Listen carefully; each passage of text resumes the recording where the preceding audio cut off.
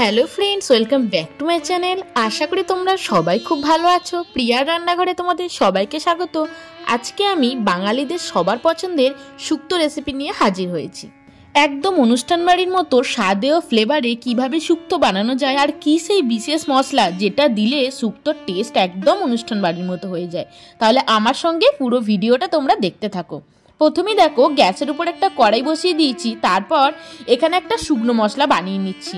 প্রথমেই দিয়ে দিয়েছি কড়াইয়ের মধ্যে 2 চামচ পোস্ত, তারপর দিয়ে দিলাম 1 চামচ কালো সর্ষে, এবার দিয়ে দিচ্ছি 1 চামচ মৌরি, এবার দিয়ে দেব 2টো শুকনো লঙ্কা আর দিয়ে দেব তেজপাতা। এই সবকটা শুকনো মশলাকে কড়াইয়ের মধ্যে কিন্তু ড্রাই রোস্ট করে নিতে হবে। খুব ভালো করে ভাজবো, আর গ্যাসের ফ্লেমটা কিন্তু লো টু মিডিয়ামে রাখবে, না হলে কিন্তু পুড়ে যাবে, প্রপার মশলাটা ভাজা হবে না। গ্যাসের ফ্লেমটা লো টু মিডিয়ামে রেখে একটু নাড়াচাড়া করার পর দেখবো মশলা থেকে খুব সুন্দর যখন একটা অ্যারোমা বেরিয়ে আসবে, তখন এটাকে বন্ধ করে দেব। এবার ঠান্ডা করে নিয়ে মিক্সিং জারের মধ্যে একটা গুঁড়ো মশলা বানিয়ে নেব। তারপর কড়াইয়ের উপর দিয়ে দিচ্ছি জল। প্রথমেই আমি সব রকম সবজিগুলোকে সেদ্ধ করে নেব। এইভাবে বানালে কিন্তু প্রসেসটা অনেক সহজ হয়ে যায়। জল দিয়ে দেওয়ার পর দিয়ে দিলাম বড় চামচের 1 চামচ নুন। আমি যেভাবে শুক্তো রেসিপিটা বানাচ্ছি সেইভাবে বানালে কিন্তু খুব সহজেই আর একদম অনুষ্ঠান বাড়ির মতো শুক্তো রেসিপি তোমরা বাড়িতেই বানাতে পারবে। এবার দেখো, একে একে মূলো, গাজর আর আলুটাকে আমি সেদ্ধ করে নেব। তোমরা চাইলে এখানে পেঁপেও দিতে পারো। আমার কাছে পেঁপেটা অ্যাভেলেবেল ছিল না বলে সেদিন আমি পেঁপে দিইনি। শুক্তোর মধ্যে কিন্তু পেঁপেও দেওয়া যায়। আর এইভাবে সবজিগুলো একটু সেদ্ধ করে নিয়ে বানালে কিন্তু তেলের পরিমাণটাও কম লাগে। সব সবজি আলাদা করে ভাজতে হয় না। মূলো, গাজর আর আলুটাকে প্রথমে আমি ঢাকা দিয়ে দিলাম। আলু, গাজর আর মূলোটাকে মোটামুটি 50% সেদ্ধ করে নিয়েছি। এরপর দিয়ে দেব ডাঁটা আর শিম। এগুলোকেও একটু আমি জলের মধ্যে সেদ্ধ করে নেব। এর ফলে কিন্তু আলু আর গাজরটা অনেকটাই সেদ্ধ হয়ে যাবে, আর ডাঁটা আর শিমটাও খুব বেশি তেলে ভাজতে হবে না। ওগুলো মোটামুটি 50 থেকে 60% সেদ্ধ হয়ে যাবে। আর একটু ঢাকা দিয়ে দেব। মোটামুটি 10 মিনিট এগুলোকে একসাথে খুব ভালো করে একটু ফুটিয়ে নেব। 10 মিনিট পর ফিরে এলাম। দেখতেই পাচ্ছ খুব ভালোভাবে কিন্তু ফুটে গেছে শিম, ডাঁটা, আর এদিকে গাজর, আলু, মূলো তো খুব ভালোভাবেই সেদ্ধ হয়ে গেছে। সবজিগুলোকে জল ঝরিয়ে রেখে দিয়েছি। এবার কড়াইয়ের মধ্যে সরষের তেল দিয়ে দিলাম। তেল খুব ভালো করে গরম করে নিয়ে একে একে যে সবজিগুলো আমাদের ভাজতেই হবে সেই সবজিগুলো একে একে ভেজে নিলাম। প্রথমেই শুক্তোর যে মূল উপকরণ বড়িটাকে ভেজে নিলাম। আচ্ছা, তোমরা কিন্তু আমাকে কমেন্টসে জানিও শুক্তোর মধ্যে সবচেয়ে কোন সবজিটা খেতে তোমাদের ভালো লাগে। আমার তো ভালো লাগে উচ্ছে আর বড়ি। শুক্তোর মধ্যে উচ্ছে আর বড়িটাকে আমার বেছে বেছে খেতে সব থেকে ভালো লাগে। এবার দেখো, বড়িটাকে লাল লাল করে ভেজে তুলে নিয়েছি। তারপর ভেজে নেব উচ্ছে। লম্বা লম্বা করে উচ্ছে কেটে নিয়েছি। উচ্ছেটাকে ভেজে নেব।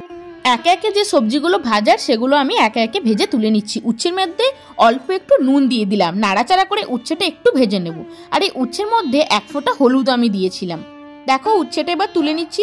অনেকে কিন্তু দুধ শুক্তোতে একদমই হলুদ দেয় না। আমি কিন্তু এই সবজিগুলো ভাজার সময় 1 চিমটে করে হলুদ দিয়েছি। এবার ওই তেলের মধ্যে কাঁচকলাটা ভেজে তুলে নেব। যেহেতু কাঁচকলাটা আলাদা করে সেদ্ধ করে নিইনি, তাই তেলের উপর কাঁচকলাটা দিয়ে অল্প একটু নুন দিয়ে আমরা কিছুক্ষণ ঢাকা দিয়ে নেব, যাতে কাঁচকলাটা কিন্তু ভালোভাবে সেদ্ধ হয়ে যায়। মোটামুটি কাঁচকলাটাকে 5 মিনিট মতো ঢাকা দিয়ে রাখবো, একটু নাড়াচাড়া করে নেব, তাহলেই কিন্তু কাঁচকলাটা সেদ্ধ হয়ে যাবে। দেখো, 5 মিনিট মতো কাঁচকলাটা ঢাকা দিয়ে রেখেছিলাম। কাঁচকলা কিন্তু মোটামুটি সেদ্ধ হয়ে গেছে। তারপর শুক্তোর ঝোলের মধ্যে দিয়ে একটু ফুটিয়ে নিলেই কিন্তু কাঁচকলা বাকিটা সেদ্ধ হয়ে যাবে। কাঁচকলাগুলো তুলে নিয়েছি। এবার এই তেলের মধ্যে ভেজে নেব বেগুনটা। বেগুন ভাজতে গেলে তেলের পরিমাণ একটু বেশি লাগে, কিন্তু এক্ষেত্রে তোমাদের একটা ট্রিক শিখিয়ে দিচ্ছি। অল্প তেলের মধ্যে বেগুনটা দিয়ে নাড়াচাড়া করে নিয়ে অল্প একটু নুন দিয়ে তোমরা ঢাকা দিয়ে দেবে, তাহলেই কিন্তু বেগুন নরম হয়ে যাবে আর খুব বেশি তেলও লাগবে না। দেখো, নুন দিয়ে অল্প একটু বেগুনটাকে আমি ঢাকা দিয়ে রেখেছিলাম। 5 মিনিট মতো বেগুনটা ঢাকা দিয়ে রেখেছিলাম লো ফ্লেমে। বেগুন একদম নরম হয়ে গেছে, আর কম তেলে বেগুনটা লাল লাল করে ভাজাও হয়ে গেছে। শুক্তো সবজি সেদ্ধ করা, সবজি ভাজাভুজি সব কিন্তু আমাদের রেডি হয়ে গেছে। এবার আমরা শুক্তোটা বানিয়ে ফেলবো। কড়াইয়ের উপর বড় চামচের 2 চামচ সরষের তেল দিয়ে দিয়েছি। তেলটা খুব ভালো করে গরম করে নিয়ে ফোড়নটা দিয়ে দেব। এখানে দিয়ে দিচ্ছি আমি বড় চামচের 1 চামচ 5 ফোড়ন। 5 ফোড়নটা খুব ভালোভাবে যখন ভাজা ভাজা হয়ে যাবে, খুব সুন্দর একটা গন্ধ বেরোবে, তখন দিয়ে দেব একটা শুকনো লঙ্কা আর 2টো তেজপাতা। শুকনো লঙ্কা তেজপাতাটা দিয়েও কিন্তু কিছুক্ষণ আমরা ভেজে নেব। তারপর যে সবজিগুলো সেদ্ধ করে রেখেছিলাম সবজিগুলো তেলের মধ্যে দিয়ে দেব। দেখতে পাচ্ছ অল্প তেলের মধ্যেই কিন্তু সবজিগুলোকে একটু প্রথমে আমরা ভাজা ভাজা করে নেব। এই সবজিগুলো আলাদা করে ভাজতে গেলে কিন্তু অনেকটা পরিমাণে তেল লাগতো। এই তেলের মধ্যেই কিন্তু রান্নাটাও হয়ে যাবে আর সবজিগুলো ভাজাও হয়ে যাবে, সবকিছু সবজি খুব সুন্দরভাবে সেদ্ধও হয়ে গেছে। কিছুক্ষণ নাড়াচাড়া করে এই সবজিগুলোকে আমরা ভেজে নেব। 1 চামচ এখানে দিয়ে দেব জিরে গুঁড়ো।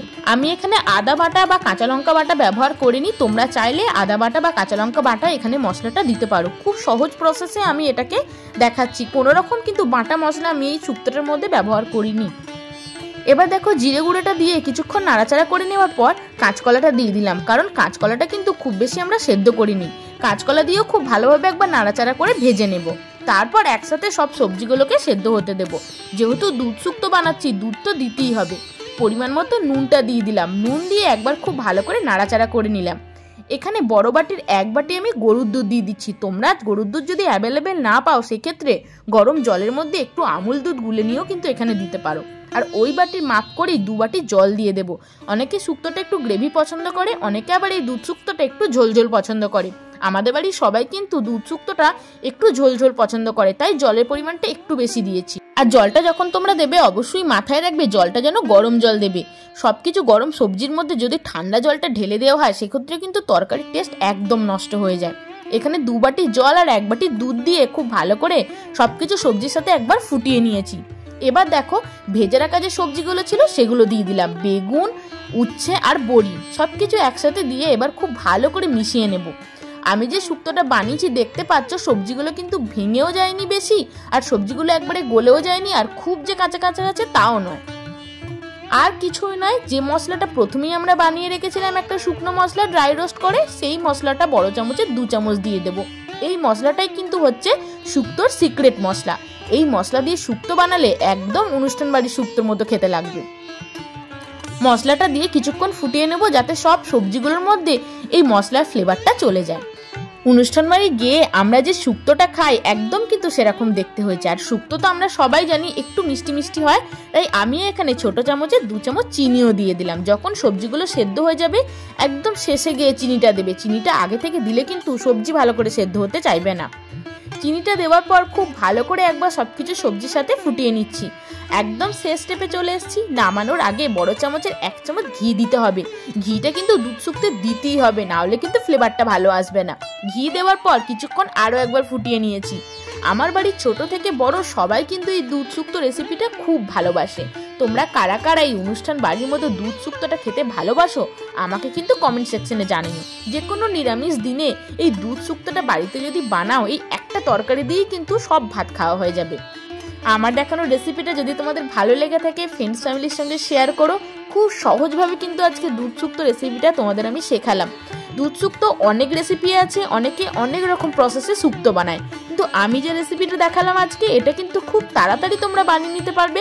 আর বাড়িতে থাকা কিছু জিনিস দিই এই অনুষ্ঠান বাড়ির মতো দুধ শুক্তোটা তোমরা বানিয়ে নিতে পারবে। তাহলে আজ আসি, দেখা হবে আবার অন্য কোনো একটা ভিডিও নিয়ে। সবাই খুব ভালো থেকো, সুস্থ থেকো।